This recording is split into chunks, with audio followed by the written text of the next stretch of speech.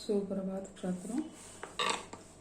जो साहित्यकारों की हम चर्चा कर रहे हैं, युग प्रवर्तक साहित्यकार, इसमें हमने पहले भारतेंदु महावीर प्रसाद के बारे में चर्चा की है। अगले जो है युग प्रवर्तक जयशंकर प्रसाद जी जो है, जयशंकर प्रसाद जी जो है वह हिंदी साहित्य के यानी बहुत बड़े साहित्यकार माने जाते हैं। उन्होंने खड़ी बोली के लिए यानी काफी प्रयत्न कर दिया है। जयशंकर प्रसाद जी छायावादी कविता के प्रमुख प्रणेता माने जाते हैं। तो जयशंकर प्रसाद छायावाद के कवि है, उसी तरह कहानीकार है, उपन्यासकार है, नाटककार है, निबंधकार है। तो इसमें विविध अलग अलग पहलू उनके व्यक्तित्व के दिखाई देते हैं। प्रारंभ में हम उनके जीवन के बारे में चर्चा करेंगे। जयशंकर प्रसाद छायावाद के प्रमुख 4 आधार स्तंभों में से एक महत्वपूर्ण आधार स्तंभ माना जाता है। आधुनिक हिंदी कविता में छायावाद का जन्म सन 1918 से 1936 तक माना जाता है। छायावाद का समय जो है या छायावादी कविता जो है 1918 से 1936 तक मानी जाती है। यह समय आधुनिक हिंदी कविता का तीसरा चरण है। हमें इस 2 विश्व के बीच के युद्ध के समय भी कह सकते हैं। पहला विश्व युद्ध और फिर दूसरा विश्व युद्ध, 2 विश्व युद्धों के बीच की जो स्थिति है वह है। प्रसाद जी ने काव्य के साथ साथ उपन्यास, नाटक, कहानी आदि विधाओं का भी लेखन कर दिया है। तो अनेक विधाएं उन्होंने लिखी हुई है। तो जयशंकर प्रसाद जी का जन्म जो है 30 जनवरी 1889 में काशी के सराय गोवर्धन मोहल्ले में हुआ। यानी उनका 1889 में जन्म काशी का एक सराय गोवर्धन मोहल्ला जो है वहीं पे उनका जन्म हुआ है। इनके पिता का नाम देवी प्रसाद था। इनके परिवार में एक विशेष प्रकार की सुगंधित तंबाकू बनाई जाती थी, जिसके कारण उनका परिवार सुंगनी साहू के नाम से प्रसिद्ध थी। सुंगनी यानी जैसे उसका सुगंध जो है वो बहुत अच्छा होता है। उसके ये तंबाकू से चीज बनाई जाती है, जैसे मराठी में उसे तपकीर कहा जाता है। तो ये सुंगनी साहू, इसी कारण इसके परिवार को सुंगनी साहू कहा जाता है। प्रसाद जी के माता पिता शिवभक्त थे। इनके पिताजी जो है शिवभक्त थे। शिवजी की कृपा से संतान प्राप्त होने के कारण उन्होंने पुत्र का नाम जयशंकर रखा। यानी शिवजी की कृपा से उन्हें यह पुत्र रत्न प्राप्त हुआ था। इसी कारण उन्होंने अपने पुत्र का नाम यानी जयशंकर रखा। प्रसाद जी ने अपने जीवन में 3 विवाह किए। इनकी तीसरी पत्नी से उत्पन्न संतान का नाम रत्नशंकर है। तो यानी उसी समय जो है बाल विवाह होते थे। कोई कारण यानी स्त्रियां यानी जैसे परिवार में उसी समय चूल्हे थे और उसी के धुएं से यानी स्त्रियां बहुत बीमार हो जाती थी। जो रसोई घर बनाया हुआ होता था वो बहुत ही कोठरी नुमा होता था। उसमें बाहर से कोई प्रकाश नहीं आता था और स्त्रियां रसोई से बाहर नहीं निकल सकती थी। इसी कारण यानी उसे बहुत भारी बीमारी हो जाती थी। और ऐसे उनकी पहली पत्नियां गुजर जाने के बाद यानी उनका तीसरा विवाह हो गया और तीसरी पत्नी से यानी जो उनकी संतान उत्पन्न हो गई उसका नाम है रत्नशंकर। ये जयशंकर और उनके पुत्र रत्नशंकर। प्रसाद जी ने 9 वर्ष के समय ही अपने भाई के साथ कविताएं लिखने का प्रारंभ कर दिया। 9 साल के थे उसी समय उनके बड़े भाई जो है उनके साथ उन्होंने कविता लिखना प्रारंभ कर दिया। प्रारंभ में वे कलाधर उपनाम से ब्रजभाषा में कविता लिखने लगे। जैसे भारतेंदु रसा नाम से यानी कविता लिखते थे या उर्दू में लिखते थे, उसी तरह प्रारंभ में जो है जयशंकर प्रसाद जी यानी कलाधर नाम से यानी ब्रजभाषा में कविता लिखते थे। क्योंकि उसी समय जो खड़ी बोली यानी पूर्ण रूप से नहीं थी। इसी कारण साहित्य में गद्य के लिए यानी खड़ी बोली हिंदी का प्रयोग होता था, लेकिन पद्य के लिए या ब्रज या अवधी भाषा का ही प्रयोग होता था। तो प्रारंभ में वे जयशंकर प्रसाद जी ब्रज भाषा में कविता लिखते थे और ब्रज भाषा में लिखी हुई कविता जो है उनकी वो कलाधार नाम से है। बाद में धीरे धीरे खड़ी बोली हिंदी में काव्य रचना करने लगे। बाद में वे यानी धीरे धीरे हिंदी में काव्य रचना खड़ी बोली हिंदी में काव्य रचना करने लगे। प्रसाद जी गंभीर स्वभाव के व्यक्ति थे। शैव होते हुए भी बुद्ध की करुण भावना से प्रभावित रहे हैं। वे शैव है, उनके पिता शिव भक्त थे। शैव है, फिर भी जैसे हम देखते हैं वैचारिक मतभेद नहीं है, तो हर एक धर्म जो अच्छा है वो उसे ग्रहण कर लेते हैं।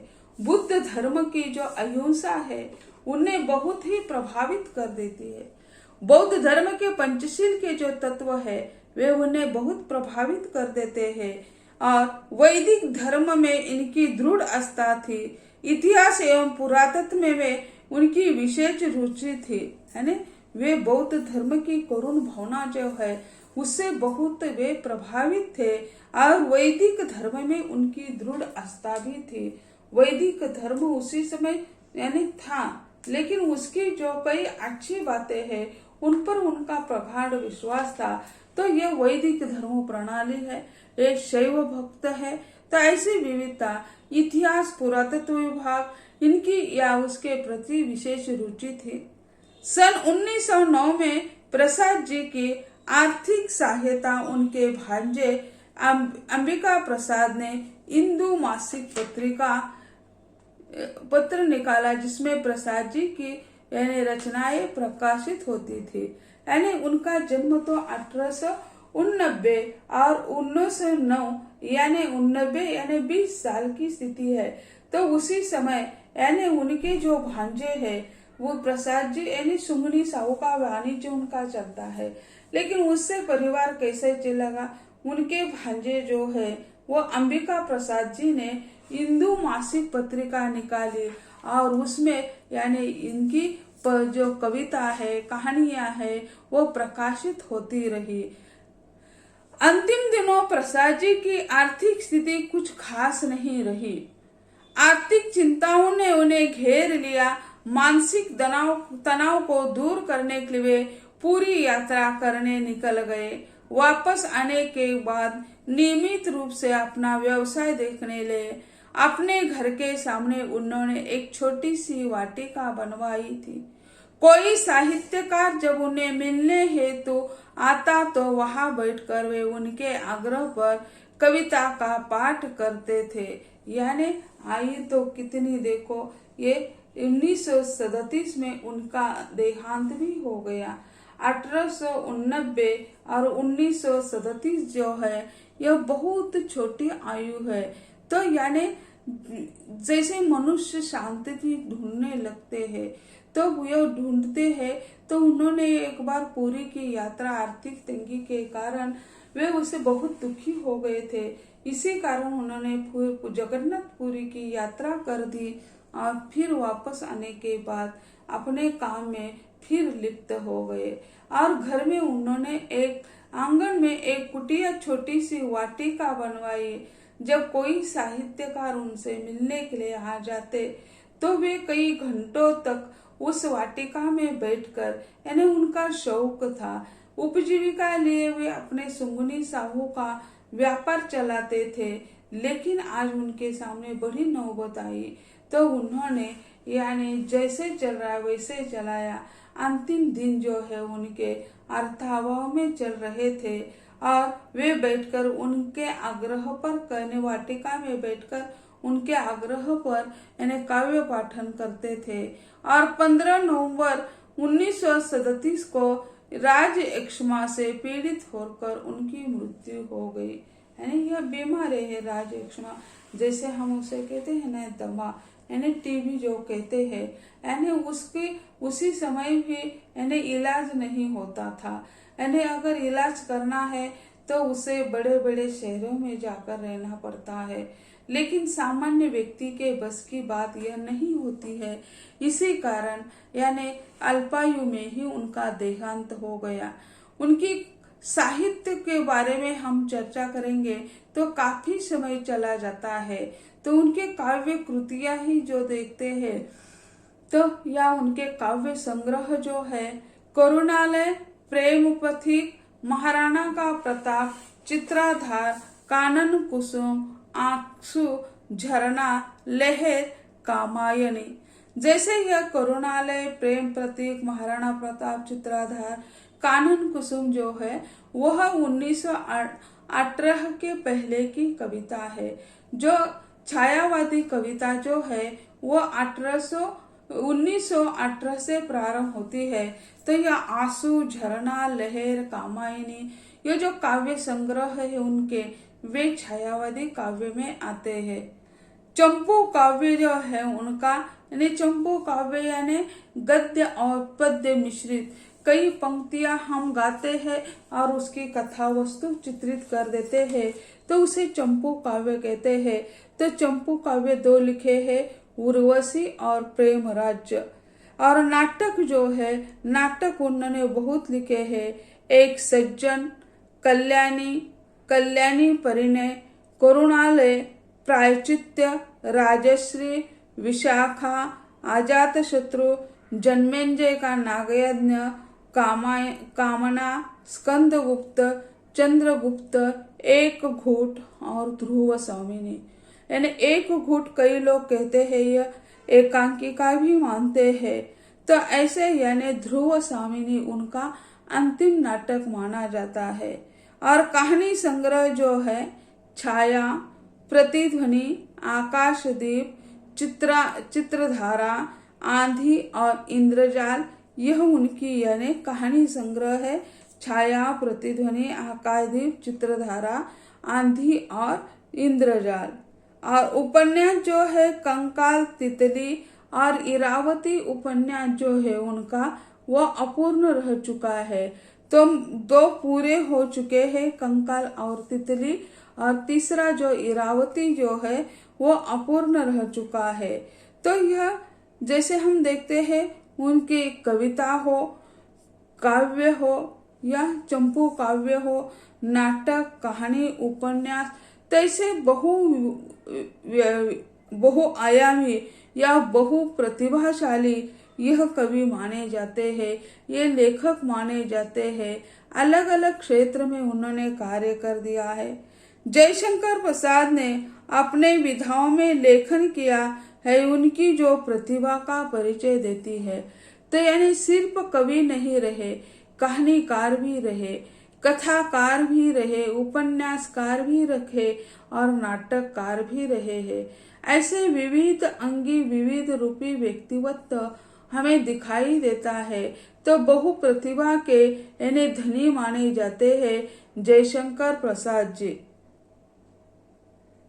जयशंकर प्रसाद छायावाद के महत्वपूर्ण कवि है। उनकी प्रतिभा इतनी जबरदस्त थी कि परवर्ती छायावादी कवियों में उनकी जैसी प्रौढ़ता दिखाई नहीं देती है।